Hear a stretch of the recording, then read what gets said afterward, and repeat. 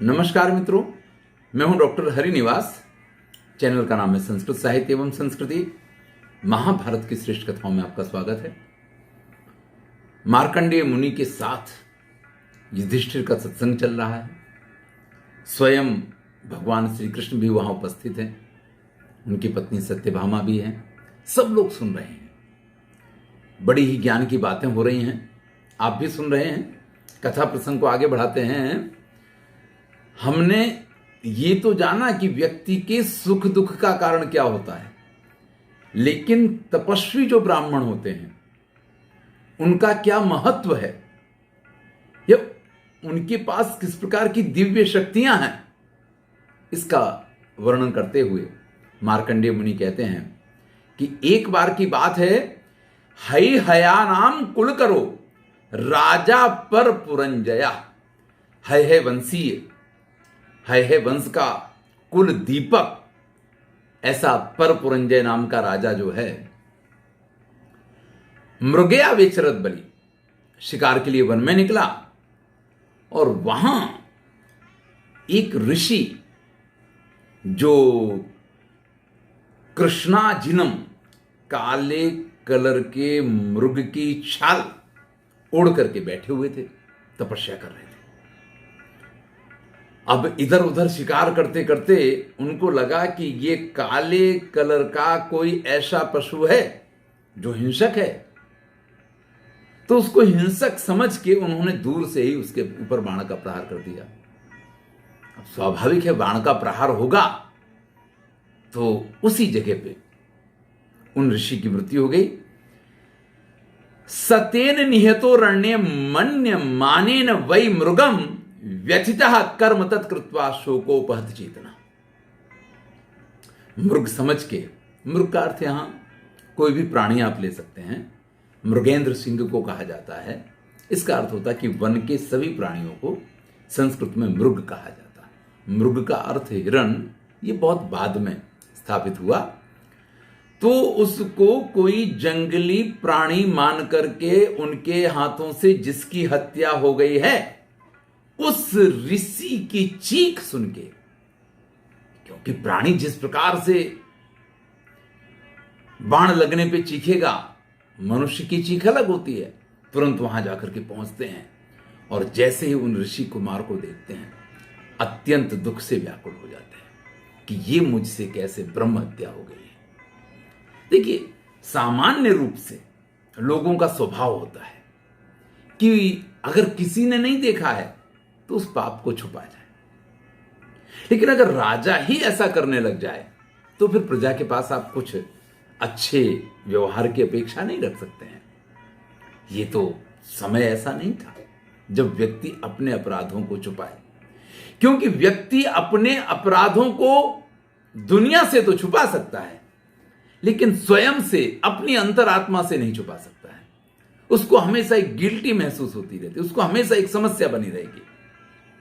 ये पर पुरंजय जो हैं, तुरंत ही अपने नगर में वापस जाते हैं और सभी ब्राह्मणों को बुला करके उनसे कहते हैं कि इस प्रकार से मुझसे बहुत बड़ा अपराध हो गया है।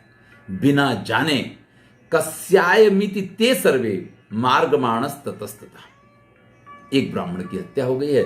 अब वो सब कहते हैं कि जो हो गया वो तो हो गया, लेकिन ये किसका पुत्र है इसका पता करना चाहिए। इधर उधर पता करने के बाद पता चलता है कि एक ऋषि हैं जिनके ये पुत्र हैं। वहां पहुंच जाते हैं। ते तम ऊचुर महात्मानम ना वयम सत्क्रिया मुने त्वत्तो अर्हा कर्म दोषेण ब्राह्मणो हिंसितो हिनः। अब जब उन ऋषि के आश्रम में पहुंचे तो उन ऋषि ने सबका स्वागत किया।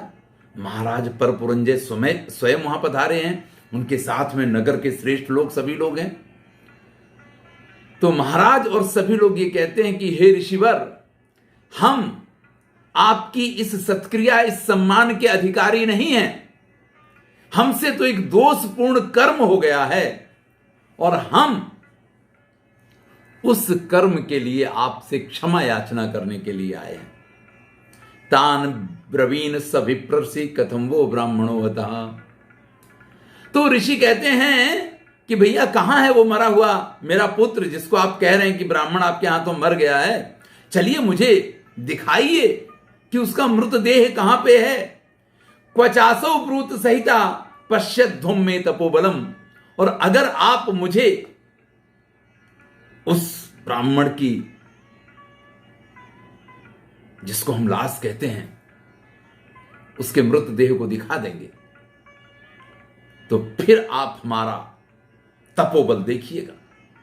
अब तपोबल से शाप भी मिल सकता है, तपोबल से कुछ भी हो सकता है, लेकिन आप जब इस निर्णय पे पहुंच जाते हैं कि मुझे मेरे कर्म का प्रायश्चित करना है, तो सभी प्रकार के डर आपके अंदर से खत्म हो जाते हैं। फिर जो सजा मिले वो मंजूर है। राजा परपुरंजय उन ऋषि श्रेष्ठ को लेकर के उनके साथ निकलते हैं और उसी जगह पे जहां उनके हाथों उस ऋषि कुमार की हत्या हो गई थी वहां पहुंचते हैं, लेकिन वहां कहीं पे भी वो मृतदेह दिखाई नहीं देता है। राजा सोच में पड़ जाता है, कहीं ऐसा तो नहीं कि मृतदेह को कोई शिकारी प्राणी वहां से खींच के ले गया हो, लेकिन इस प्रकार के कोई निशान नहीं दिखाई दे रहे हैं।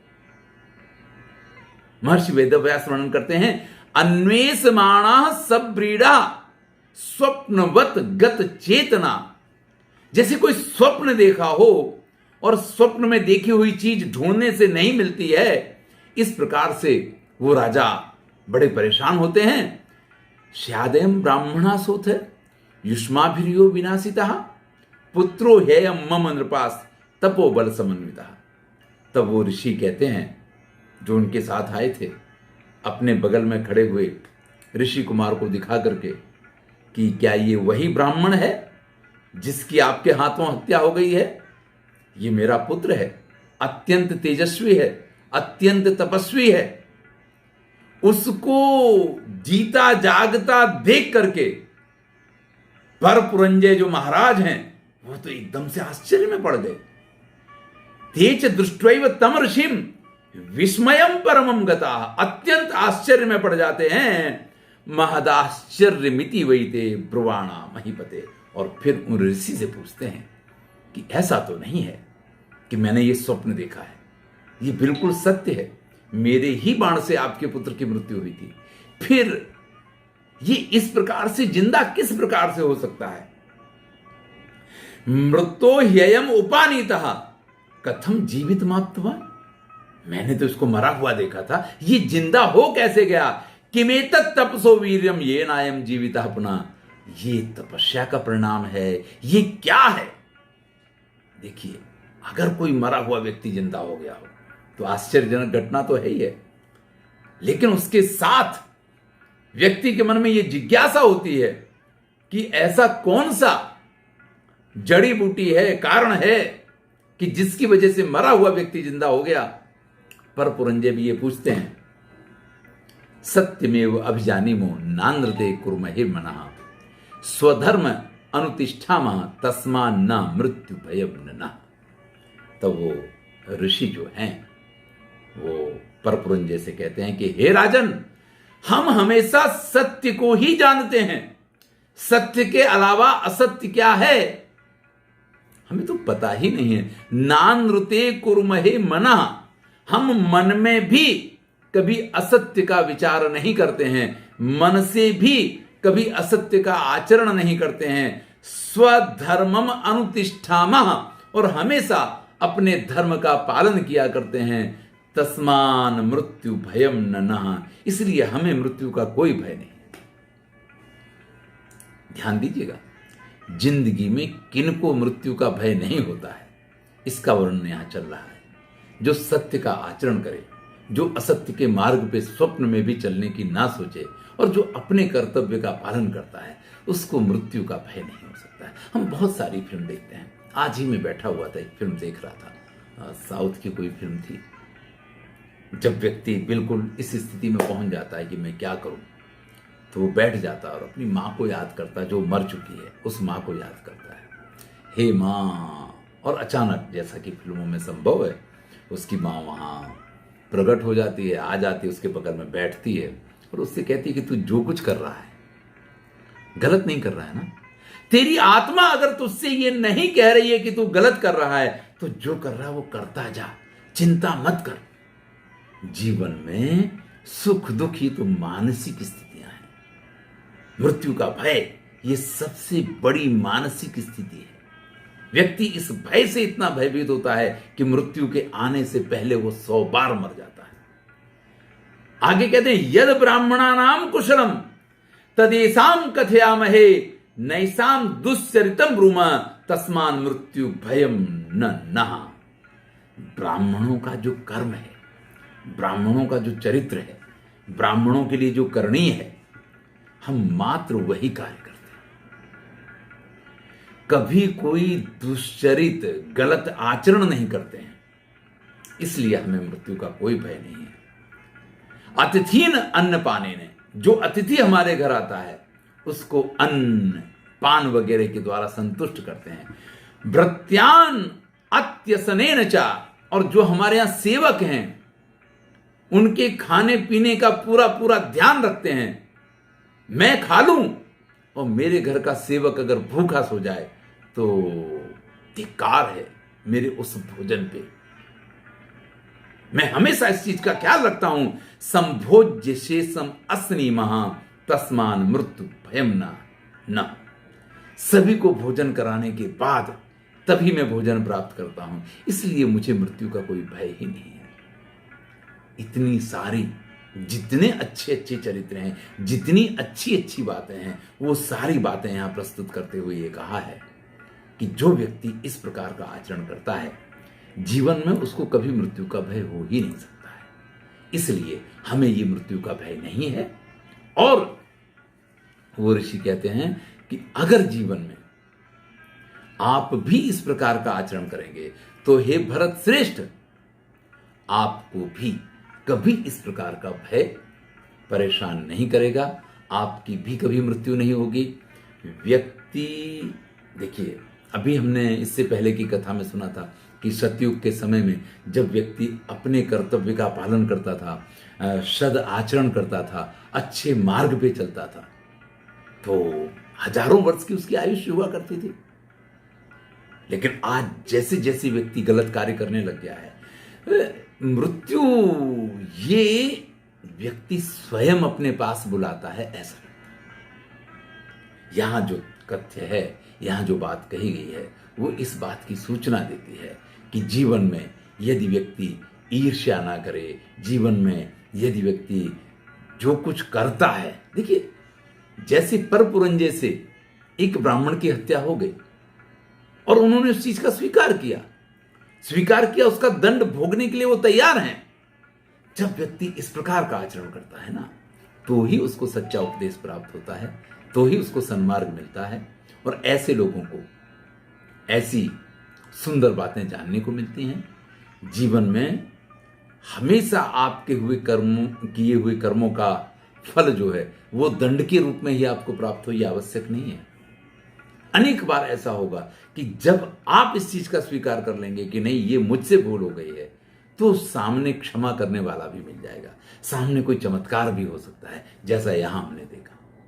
लेकिन अगर हम इस चीज का स्वीकार ही नहीं करें, वो ब्राह्मण तो नहीं मरा था, वो तो अपनी तपस्या के प्रभाव से, उसके पिता के तपस्या के प्रभाव से जिंदा रह गया। लेकिन अगर राजा ने इस चीज को छुपाया होता तो राजा सारी जिंदगी दुखी होता रहता, उसके मन में हमेशा ये डंक बना रहता कि मेरे हाथों ब्राह्मण की हत्या हो गई है। और जब ये स्थिति होती है व्यक्ति की ना, तो उसको कोई सुखी नहीं कर सकता है।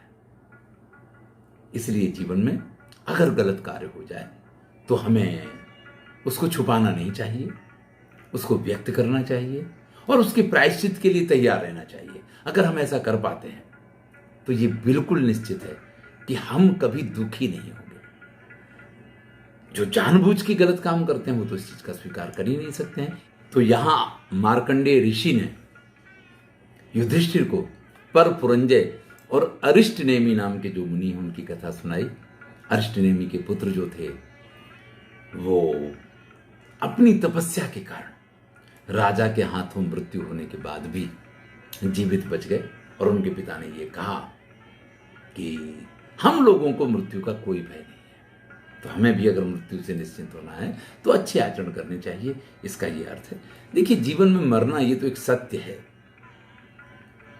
मौत महबूबा है, अपने साथ लेके जाएगी, जिंदगी तो बेवफा है, एक दिन ठुकराएगी, गीत है। लेकिन बात बड़ी सच इसमें कही गई है। तो जो महबूबा है, जो प्रेयसी है, उससे डरना कैसा? उससे डर के अगर हम गलत काम करने लग जाते हैं तो ये बहुत बड़ी हमारे जीवन की हार है। धन्यवाद। मैं हूं डॉक्टर हरिनिवास। चैनल का नाम है संस्कृत साहित्य एवं संस्कृति। ऐसी ही उत्तम कथाओं के लिए महाभारत की श्रेष्ठ कथाएं सुनने